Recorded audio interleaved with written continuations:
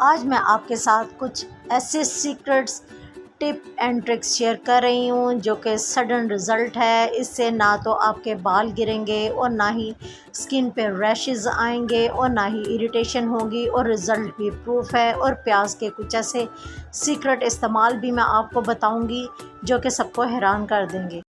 बिस्मिल्लाहिर्रहमानिर्रहीम। अस्सलाम वालेकुम। इब्तिसाम क्रिएटिव पावर में आपको खुशामदीद है। Welcome to my channel. हमेशा खुश रहें, आबाद रहें। थर्माकोल के इस्तेमाल मैं इससे पहले आपको होम डेकोर में बता चुकी हूँ, लेकिन आज मैं किचन की ऑर्गेनाइजेशन में इसको यूज़ करने जा रही हूँ।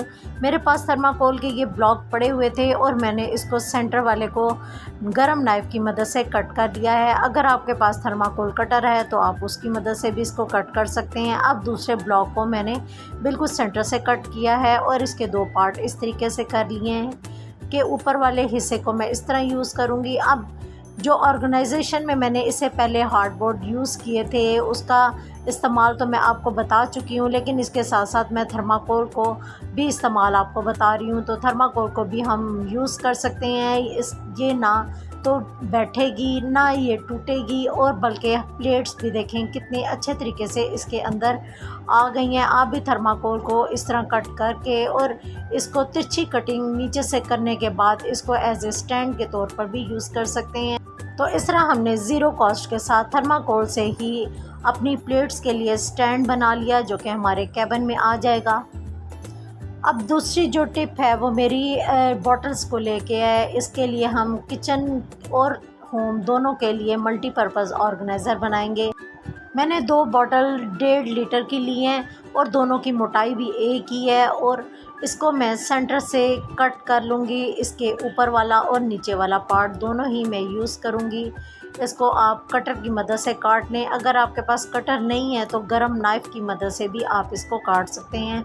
मैंने कटर की मदद से पहले एक बॉटल को काट लिया है और फिर मैंने दूसरी बॉटल को भी इसी तरीके से काट लिया है। इसका जो ऊपर वाला हिस्सा है वो भी मेरे इस्तेमाल में आ जाएगा। सेम इसी तरीके से मैंने दूसरी बॉटल को भी कट कर लिया है।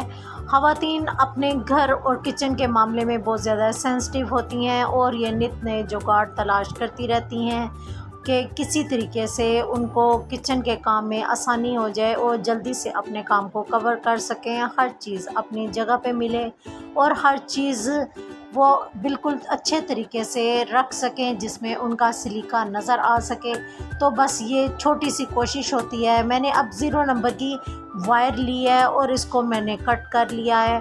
कट करने के बाद इसको इसी शार्प कटर की मदद से ही सुराख कर लिया है। सुराख अगर चाहे तो आप काविये की मदद से भी इसका सुराख कर सकती हैं। जो बंद हिस्सा है तार का वो मैंने इसके अंदर एंटर किया है, और एक मैंने हैंगर ले लिया है। हैंगर में मैं इसको ट्विस्ट करने के बाद इस तरीके से पिरो दूंगी और इसको हल्का सा ऊपर की तरफ खींचूंगी तो ये मेरे स्टैंड के साथ इस तरीके से अटैच हो जाएगा। तो देखें मुझे नॉट भी नहीं लगानी पड़ी और उसी हिस्से को मैंने अंदर की तरफ मोड़ के ऊपर की तरफ इसको ट्विस्ट कर लिया है। अब मैंने नीचे से बॉटल को भी ट्विस्ट कर लिया है। इस तरह दूसरी बॉटल जो मैंने नीचे वाला हिस्सा काटा हुआ है उसी को भी सेम इसी तरीके से मैं अपने हैंगर के साथ अटैच कर लूँगी। बॉटल्स के जो ऊपर वाले हिस्से हैं वो भी मैं ज़ाया नहीं करूँगी, बल्कि उनको भी सुराख करके मैं अपने हैंगर के साथ अटैच करूँगी। एक इस साइड पे करूँगी और एक दूसरी साइड पे करूँगी, क्योंकि अक्सर चीज़ें लंबी होती हैं और इसका जो नीचे वाला मुंह है वो खुला होता है, तो अक्सर चीज़ें इसके अंदर भी रखनी पड़ जाती हैं। इसको मैं किस तरीके से यूज़ करूँगी वो मैं आगे चलकर आपको बताती हूँ। अब मैंने दोनों बॉटल्स को अटैच कर लिया है। मेरी वीडियो को स्किप मत कीजिएगा, इससे आपके बहुत से पैसे बचने वाले हैं, बहुत से फ़ायदे होने वाले हैं, और ऐसी ऐसी ट्रिक्स मैं आपके साथ शेयर करने वाली हूँ जो कि 100% प्रूफ हैं। तो देखें ये हैंगर मेरा अरेंज हो चुका है। मैंने चारों बॉटल्स के जो पार्ट हैं वो इसके साथ अटैच कर दिए हैं। अब इस तरीके से ये हमारे किस यूज़ में आएंगे, तो चले आएँ अपने किचन की तरफ चलते हैं। अब मैंने किचन में कैबिन में इसको किस तरीके से अरेंज किया है कि जितनी भी छोटी मेरी चीज़ें हैं वो इसके अंदर समा गई हैं, और देखें मैंने अपने इसको कैबिन को बंद भी कर दिया और ये हमारा ऑर्गेनाइज़र इसके अंदर आ गया। अगर घर में इसको यूज़ करें तो आप इस तरीके से भी यूज़ कर सकते हैं कि इसके खुले वाले पार्ट में आप अपनी डोरी या कोई इस तरह की ऊन वगैरह के धागे रख सकते हैं, जिसको आप नीचे से खींचें और आपका तमाम धागा और डोरी वगैरह आसानी से निकल भी आए और आपको किसी किस्म की मुश्किल भी ना हो। मेरी अगली वाली ट्रिक प्याज के छिलकों को लेकर है। प्याज जब हम हंडिया में डालते हैं तो छिलके हम वेस्ट कर देते हैं। ये छिलके भी हमारे बड़े काम की चीज़ हैं। 1 लीटर पानी में 1 प्याज का छिलका काफ़ी होता है। मैंने इसको रात भर पानी में भिगो दिया हुआ था। अब मैं एक स्प्रे की बोतल लूँगी और इसमें 1 लीटर और 1 प्याज का छिलका डालकर जो मैंने पानी बनाया हुआ था वो मैं इसके अंदर डाल दूँगी। और डालने के बाद ये हमारे किस काम आएगा, तो चलें आएँ अपने गार्डन की तरफ चलते हैं। मैंने इसमें थोड़ी सी हल्दी भी ऐड कर दी है। अगर पौधों में ज़्यादा कीड़े लगे हुए हैं तो आप इसके लिए बेहतरीन चीज़ है हल्दी और ये प्याज का पानी। तो देखें ये मेरी पालक होम गार्डन में लगी हुई है, तो देखें इसमें सुराख बन गए हैं।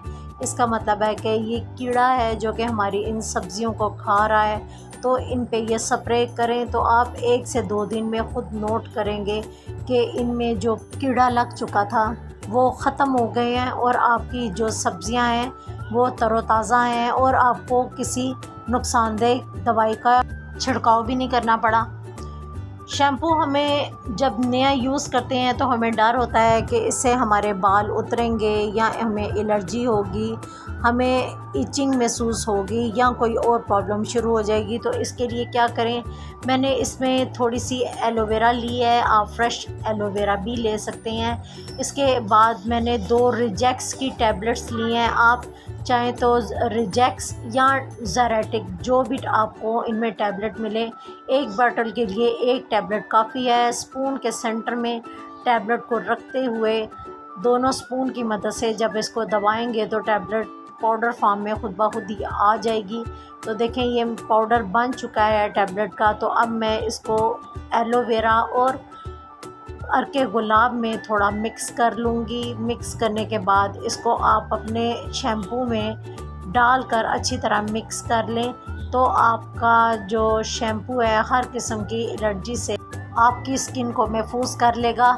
इस तरह देखें आपको किसी तरीके से भी कोई एलर्जी या रैश नहीं होगा और ना ही डर होगा कि हमने नया शैम्पू यूज़ किया है। तो अब मैं अपने उन बहन भाइयों का शुक्रिया अदा करना चाहूँगी जो मेरे चैनल पे मेरी वीडियोस को देखते हैं और अच्छे अच्छे कमेंट्स करते हैं, उनमें शामिल हैं आर्य उर्दू वॉइस, मुख्तसर कुज़ीन कलेक्शन, हीरा, गज़ल कादरी, इजी किचन।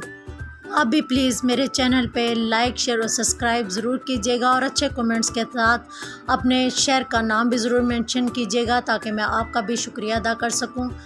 तो इस तरीके से मैंने शैम्पू को इसके अंदर मिक्स कर लिया है। तो हमारा शैम्पू अब इस्तेमाल के लिए बिल्कुल तैयार है।